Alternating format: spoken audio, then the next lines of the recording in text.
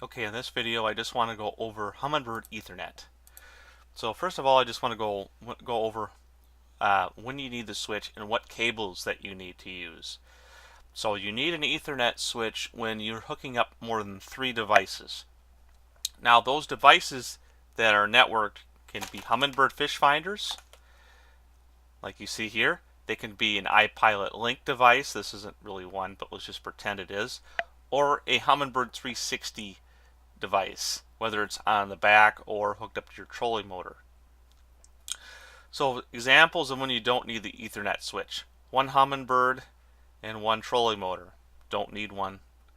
If you have just 2 Humminbirds and no trolling motor to network, also do not need one. You hook them up back to back.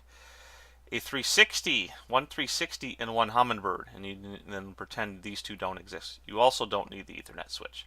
As soon as you add a third one, whether it be a 360, whatever combination you can think of. Okay, now I just want to go over the connections because I have not seen a very good video showing you what cables to use. So when you connect let's just say if you have everything up in front here, you actually don't need the extension cable, so your trolling motor will come with one of these, a male on one side, female on the other. And that's because the reason why it does that hooks up to your trolling motor side. This hooks up to either the Ethernet switch or the Humminbird fish finder on this end. And the reason why is because coming off of the trolling motor is the female connection. So for example, if you just have just this up in front and you don't have anything back here, you simply can just connect the trolling motor directly to this. You don't need this cable at all. The only reason why you need that cable is if you were to plug it into the dash or if your Ethernet switch is up in the console. Now when you add, let's just say all 3 of these exist, well then you're going to need the Ethernet switch. So again, if you throw your Ethernet switch up in the bow, you don't need that extension. If you have multiple fish finders up on the console, well, then you might want to think about throwing that Ethernet switch under, somewhere around the console.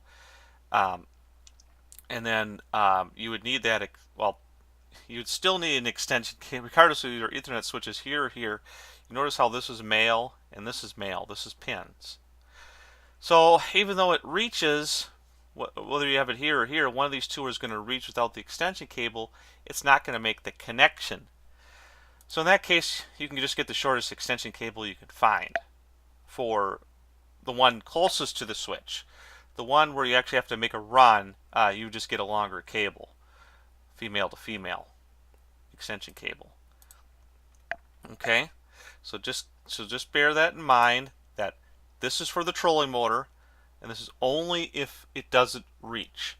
Okay, if it reaches to where you need to connect it, there's no point in even using this. This particular one, for example, is for the Humminbird fish finder, female to female. You do need it if you're connecting it to the Ethernet switch. If you're connecting it to the trolling motor, well then you would just use this. So Humminbird to Humminbird, or you would use this, or Humminbird to switch, you would use one of these. This particular one right here, you can see, is the male connection. That won't connect you to the switch. Only this will. So you absolutely need this. So this is not an option whether you get this or not. You have to use this because this is what connects to the back of the unit. To make the connection to the switch or to another Humminbird, you need this. So again, trolling motor to Humminbird, or trolling motor to switch, and Humminbird to Humminbird, or Humminbird to switch. If you remember that, you're good to go.